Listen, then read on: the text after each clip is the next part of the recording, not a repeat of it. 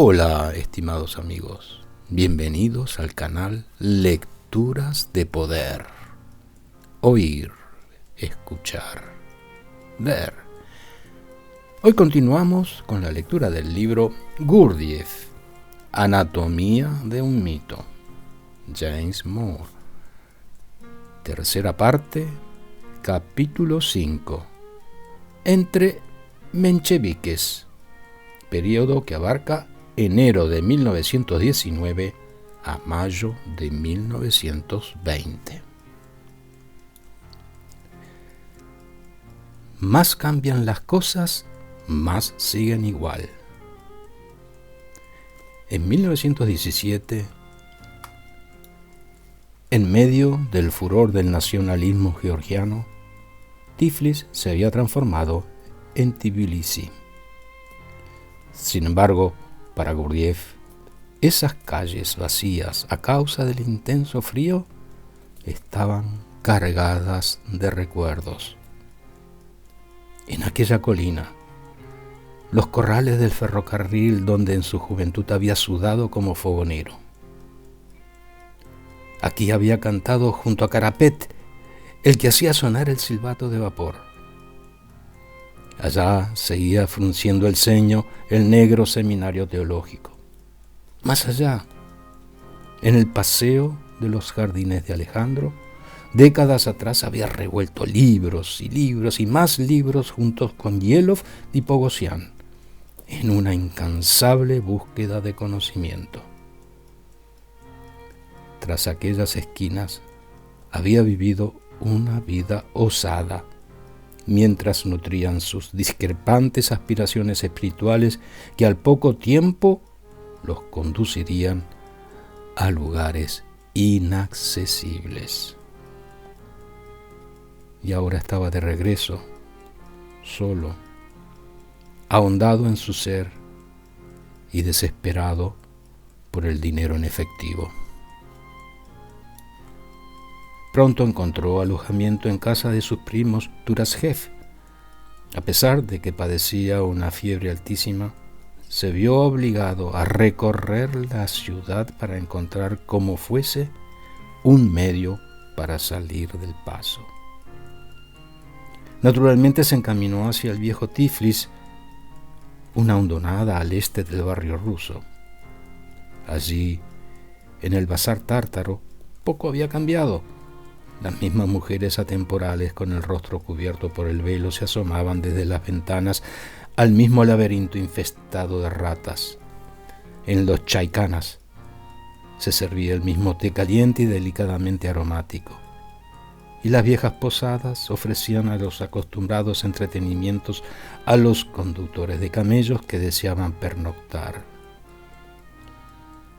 Lo único que advertía acerca del modernismo vacío, que pronto arrasaría con el viejo Tiflis, dejándolo en el olvido, eran los oficiales de una pequeña guarnición británica enviada desde Batón en diciembre de 1918, quienes iban de un lado para otro con sus cámaras fotográficas.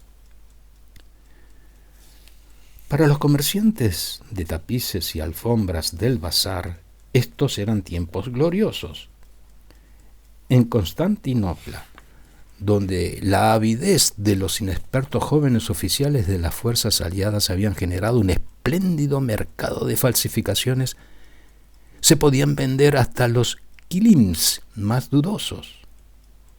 En Tbilisi, en 1919, posiblemente nadie conociera de alfombras más que Gurdjieff. Nudos, proveniencias, simbolismos, estilos, técnicas de reparación y valor de mercado. Y decididamente nadie comprendía mejor las leyes de la sugestionabilidad. Amigos de Dmitri y de su suegro, el arzobispo Martinian, pusieron a su disposición el capital inicial. Gurdjieff compró barato su primera alfombra y la vendió cara. Encontró aprendices leales y activos. Les enseñó a elegirlas, lavarlas y repararlas. como Madame Nostrovska emprendieron una actividad increyendo y en 3 semanas las alfombras produjeron más dinero del que necesitaba para mantenerlos a todos. Todos estos datos los recuenta en su libro Encuentros con hombres notables. Con singular rapidez, la dolorosa decisión de abandonar Yessentuki había sido recompensada. En medio del oscuro clima de depresión que prevalecía en Transcaucasia, la actitud piadosa de la República Social Democrática Menchevique de Georgia, a pesar de la nieve, estaba produciendo los primeros azafranes de la primavera gurjitziana. El doctor Schoenwald, gracias a las ansiedades y desequilibrios de colegas emigrados, estableció las bases de una modesta práctica, instalada en el barrio ruso, en el banco sudeste del río Kura. Thomas de Harman encontró a su viejo amigo, el compositor Nikolai Nikolaevich Cheremnin, que lo designó profesor de composición en el Conservatorio de Estudios Avanzados de Música.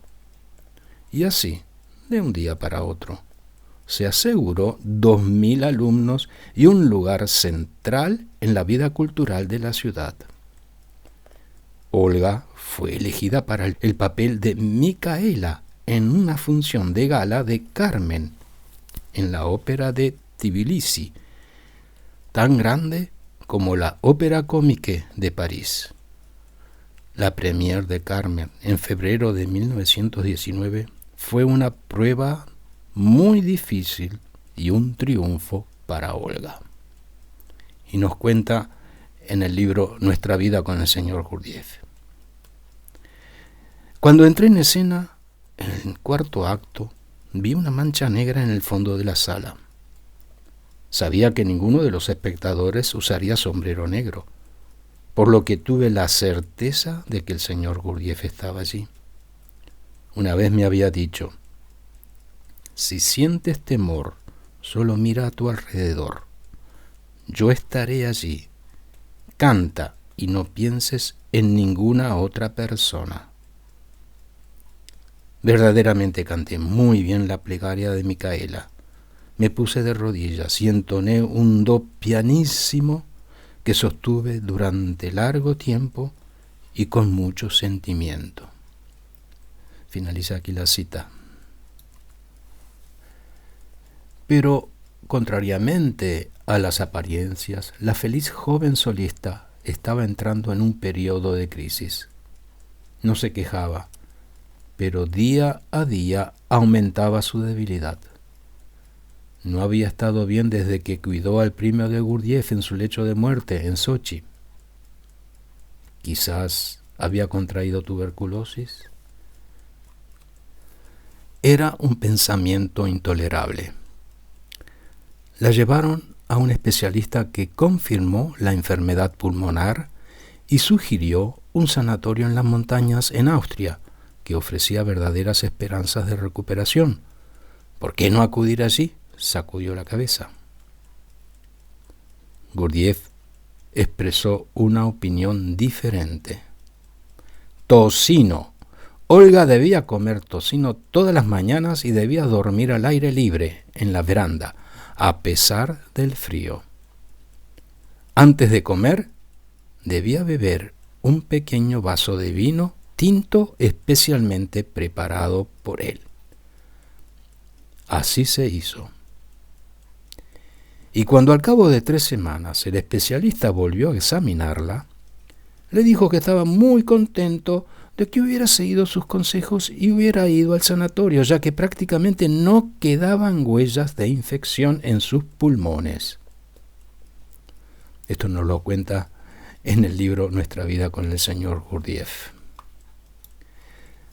La escenografía e iluminación para Carmen había sido realizada por Alexandre Gustav Salzman, un artista asociado a Rilke y Kandinsky. Este hombre, que se sentía en su hogar en Tiflis, donde había nacido el 25 de enero de 1874, era en realidad un ciudadano del mundo. artista, inventor, guardabosque, anteriormente derviche, benedictino, profesor de jiu-jitsu, curador, escenógrafo, un hombre increíble. Su familia era de origen báltico y el gesto de la perenne melancolía norteña se había impreso profundamente en su rostro. Sin embargo, sus deslumbrantes pinturas, con sabor a Jerónimo Bosch por su penetrante simbolismo, emanaban gran optimismo y exuberante buen humor. Sus incursiones en sánscrito, caligrafía china, las reglas de la proporción y el número áureo hablaban de una sensibilidad cultivada. Y sin embargo, a pesar de su sofisticación artística, había en él algo salvaje. Su método para afeitarse era la sencillez misma. Tomaba una navaja seca y se raspaba el rostro.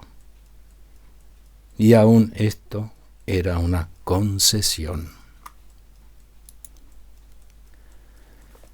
Gurdjieff y Salzman se encontraron frente a frente en las Pascuas de 1919, gracias al infatigable esfuerzo de Hartmann, y se produjo un positivo intercambio. «Es un hombre muy interesante», dijo Gurdjieff a Thomas, «y ella es inteligente». La inteligencia de Jeanne Matignon-Salzman no era solo mental, sino también física. En 1911, a los 22 años, se había casado con Alexandre en Hellerau. En esa época estudiaba danzas en el Instituto Eurítmico de Émile Jacques Dalcroze.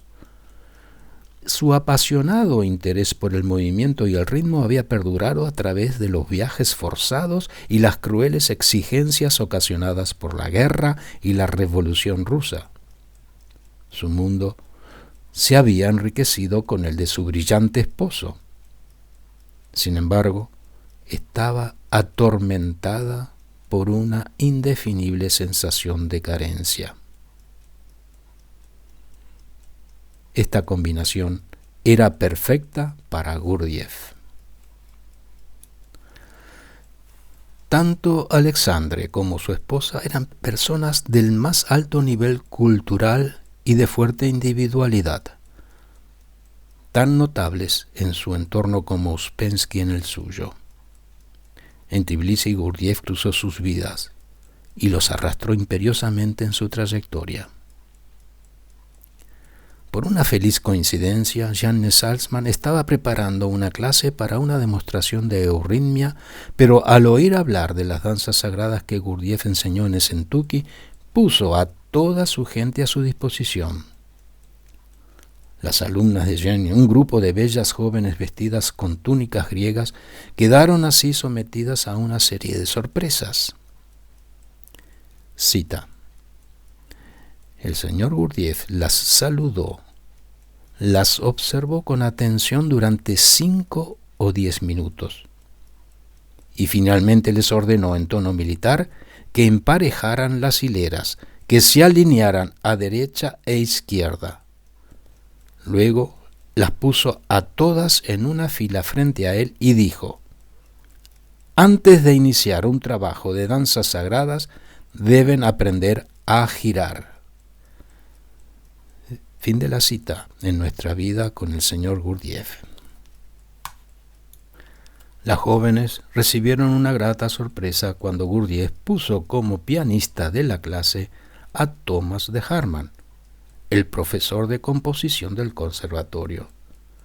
Pero se espantaron cuando le ordenó, 30 minutos antes de su primer concierto en la sala más importante de la ciudad, que realizara una de las 6 danzas obligatorias, poniendo todo el peso del cuerpo en las manos mientras los pies hacían movimientos muy rápidos. Cuando Gurdjieff provocativamente insistió en pagarles a las jóvenes aficionadas una pequeña suma en carácter de honorario, todo el grupo, que en realidad solo deseaba estudiar dar roce, se enfureció.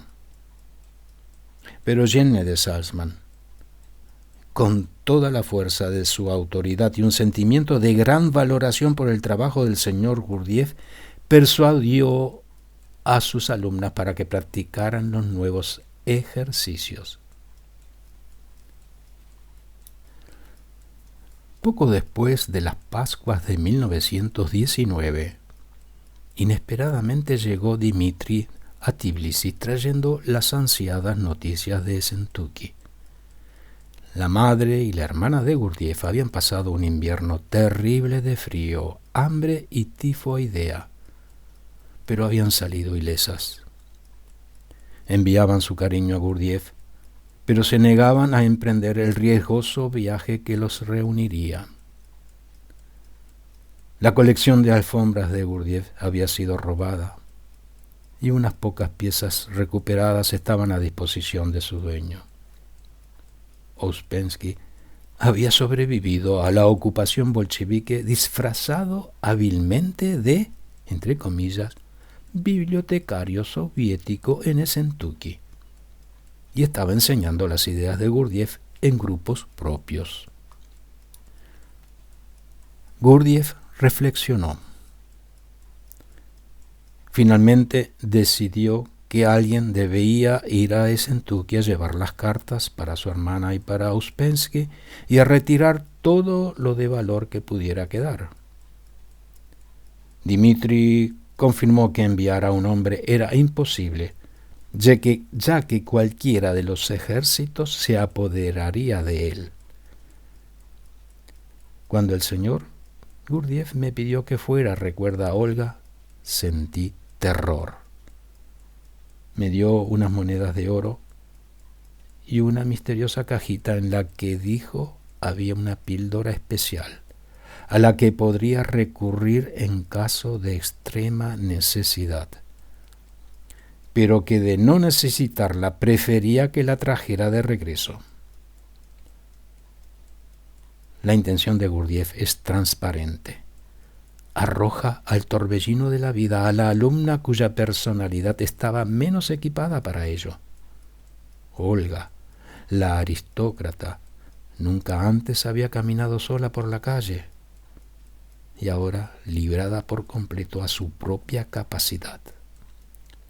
La decisión era sensata, pero también riesgosa. Durante una semana interminable, además de su propia inquietud, Gurdjieff debió soportar el peso de la mirada de Thomas de Harman, hasta que por fin regresó Olga. Estaba radiante. Por tren y por mar, atravesando Batón y Novorossiysk, había viajado hasta Esentuki y había regresado. Había recuperado un abrigo de Astracán, 8 de las valiosas miniaturas persas de su familia y 2 tapices antiguos de Gurdjieff.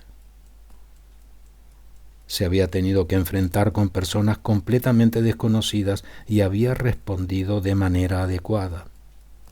Ningún obstáculo pudo vencerla, ni la molesta burocracia, ni las desagradables insinuaciones de viejos pícaros de largas barbas negras, ni una violenta tempestad que padeció en el mar. Y dice, habría usado la píldora si el barco se hundía. La clara sensación de que Gurdjieff estaba adiestrando a sus protegidos es abrumadora. Los sometía a pruebas, los endurecía y al mismo tiempo los hacía más sensitivos, para despertar en ellos la posibilidad de compartir con él la intrépida lucha que les esperaba.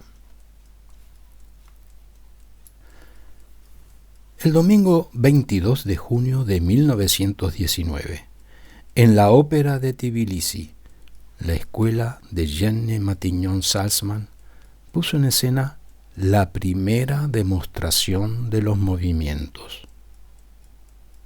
¿Cuál era la intención de Gurdjieff? Había creado para Yarne una situación que era todo un desafío, pero ¿no hubiera podido hacerlo sin comprometer sus danzas sagradas? Esta exposición pública hizo que algunas cejas, hasta el momento simpatizantes, se elevaran en gesto de duda. Después de todo, el conocimiento que Gurdjieff había anhelado, encontrado y sintetizado, el conocimiento que había transmitido secretamente a alumnos muy selectos en Moscú, Petrogrado y Esentuki, era un conocimiento esotérico. Hay cosas que no se dicen sino a los alumnos, pero ahora un papelito comprado en la ventanilla de un teatro parecía ofrecer a cualquiera la posibilidad de entrar al santuario. Para poder comprender el singular pasaje de Gurdjieff de los monasterios inaccesibles a la ópera, es necesario reflexionar profundamente. A fin de asegurar el futuro, era imperativo encontrar suficiente cantidad de buenos alumnos. Esto lo ponía de manera inevitable en la cuerda floja, entre la vulgaridad y el exclusivismo de las élites. Muchos eran los llamados, pero pocos los elegidos. La enseñanza de Gurdjieff se deslizaba inmaculada por la arena pública y su exclusividad no estaba garantizada por cerrojos, contraseñas y prohibiciones, sino por la capacidad espiritual del perceptor. No era la forma social lo que la protegía, sino su propia índole iniciatoria. A Thomas de Harman le fue encomendada una nueva tarea. Como candidato a pianista de las danzas sagradas, era necesario que dominara el idioma especial de la música oriental. Por lo tanto, Gurdjieff lo instó a estudiar a Komitas Vadapet, y así logró que se despertara en él una verdadera pasión por este desdichado etnomusicólogo armenio. Dijo Thomas: deseo hablar de Komitas Vadapet, que ahora se encuentra en Constantinopla, con la salud mental gravemente dañada y sin dinero y sin apoyo moral, sin el calor de su familia y amigos. Lo perdió todo por acusar la sangrienta masacre de los armenios. 3 meses antes, Thomas no había oído hablar de Komitas, pero ahora, influenciado por Gurdjieff, casi no podía pensar en otra cosa. A principios de 1919, cuando Olga resueltamente alcanzó a poner un repertorio de canciones armenias en nivel de concierto, Gurdjieff envió a la pareja de Harman a Armenia en visita cultural. Llegaron a Ereván discutiendo si el mayor logro de Komitas era haber descifrado los antiguos neumes o haber extrapolado de manera armónica y polifónica las melodías folclóricas armenias. Por la noche rociaron alrededor de la cama un círculo mágico de querosén para poder mantener alejados los piojos y sabandijas. Durante el día, mientras asistían a conciertos, se apenaban por la desgarradora evidencia de la mala distribución de harina, diciendo: personas sentadas como cadáveres, sin hogar y hambriados, esperaban la muerte. Finalmente, fueron recibidos por su beatitud el arzobispo Sarpazán Horem en su casa en los altos del río Sanga. Y nos cuentan: al caer la noche, brillaba la luna llena en el cálido aire del sur, y el monte Ararat estaba envuelto en un velo de niebla. una visión inolvidable.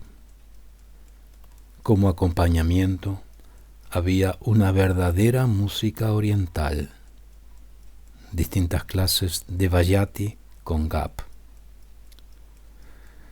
Todo esto nos lo cuenta Thomas en su libro Nuestra vida con el señor Gurdjieff. Tal como Gurdjieff había previsto, Thomas regresó a Tbilisi entonado con la belleza, salvajismo e inmemorial melancolía de la herencia armenia de su maestro, ardiendo de deseos de volcar sus sentimientos en música. A fines de julio, Gurdjieff llevó a su gente a la zona montañosa de Bornholm, donde también había ido huyendo del calor del verano la compañía estatal de teatro, y allí continuó implacable la educación de Olga. Su viejo abrigo estaba desteñido y gastado y era imposible adquirir uno nuevo. ¿Sería Olga tan amable de darlo vuelta para que quedara como nuevo? ¿Cómo? Habrá que marcar las costuras con hilo blanco, luego descoserlo, plancharlo abriendo las viejas costuras y finalmente volverlo a armar cosiendo por las marcas.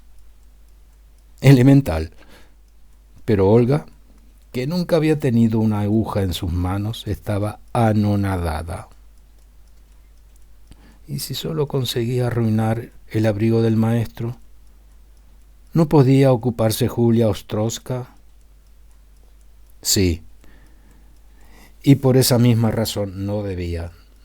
De modo que Olga lo hizo, calentando nerviosamente la plancha en un pequeño calentador.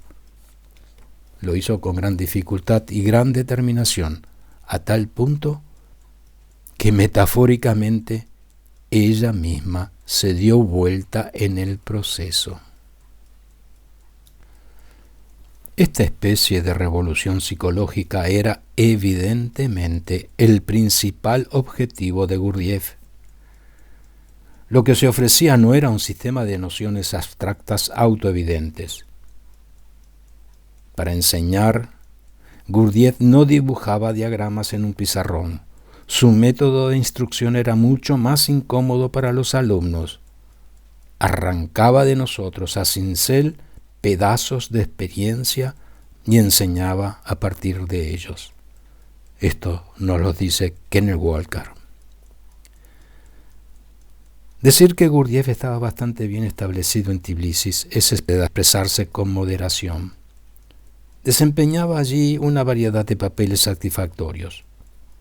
Cabeza de la extendida familia en el hogar de Dimitri, exitoso comerciante en el bazar tártaro, eminencia cultural cuya influencia secreta penetraba las humeantes salas de todos los clubes del lugar y alegre compañero de tragos en el Chimerión.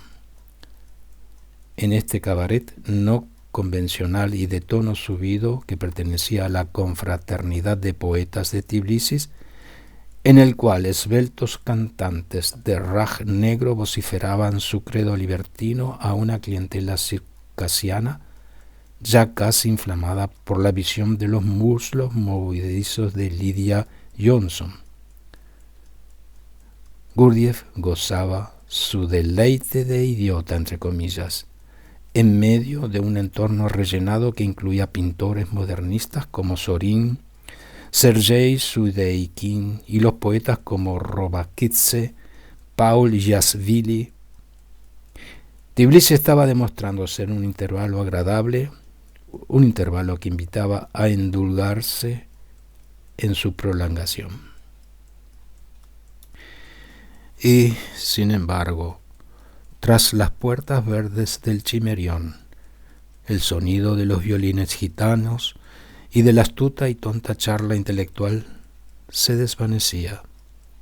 Cedía ante una nota más urgente y más profunda. El reciente pasado tumultuoso de Georgia y su problemático futuro habían sacudido hasta la médula a los ciudadanos de Tbilisi y muchos estaban tratando desesperadamente de reordenar sus valores. La inflación se elevaba exponencialmente. La cosecha de granos estaba a punto de fracasar. La expectativa general de nuevos peligros y privaciones físicas provocaba una súbita hambre de ideas verdaderas.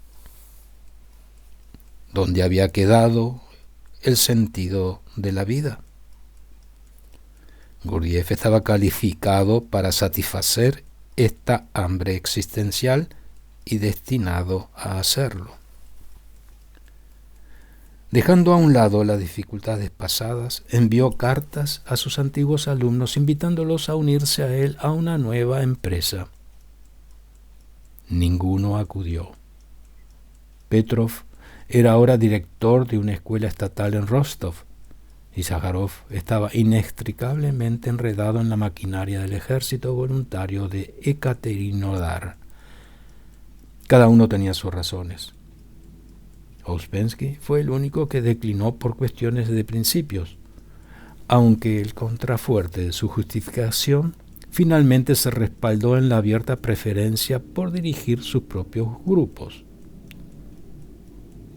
Gurdjieff debería buscar la ayuda necesaria para su empresa en lugares más inverosímiles. Un año atrás, los bolcheviques habían aprobado y aprovisionado la expedición científica del ciudadano Gurdjieff.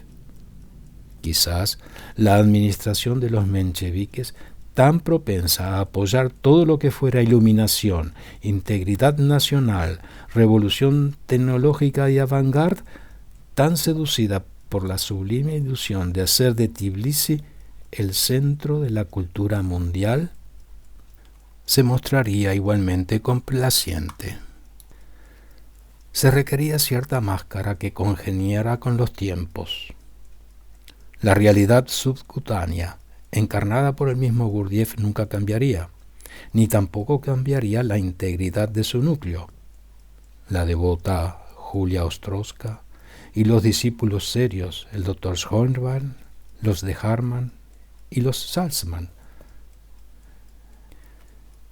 En septiembre de 1919, los reunió en la veranda, bañada por el sol, de los Harman, donde había dormido Olga durante su recuperación a dieta de tocino y vino, y confidencialmente les reveló sus planes de crear un centro permanente en Tbilisi. ¿Qué nombre le pondrían al instituto?, preguntó retóricamente. El pequeño núcleo permaneció en silencio. Cualquier nombre. La traducción a palabra de una esencia espiritual que por definición está más allá de las palabras sería una caricatura. El pesado silencio se prolongó. El nombre que finalmente se elegiría sería el pararrayos que recibiría la reacción del público. Podría atraer candidatos o desencadenar burlas. Podía convocar éxito o persecuciones. De todos modos, atraería su destino independiente. Y finalmente, como si hubiéramos estado exprimiendo un tubo de pasta dentífrica, surgió la palabra armónico, citado por Thomas de Harman en su libro Nuestra vida con el señor Gurdjieff. Continuará. Gracias por haber escuchado.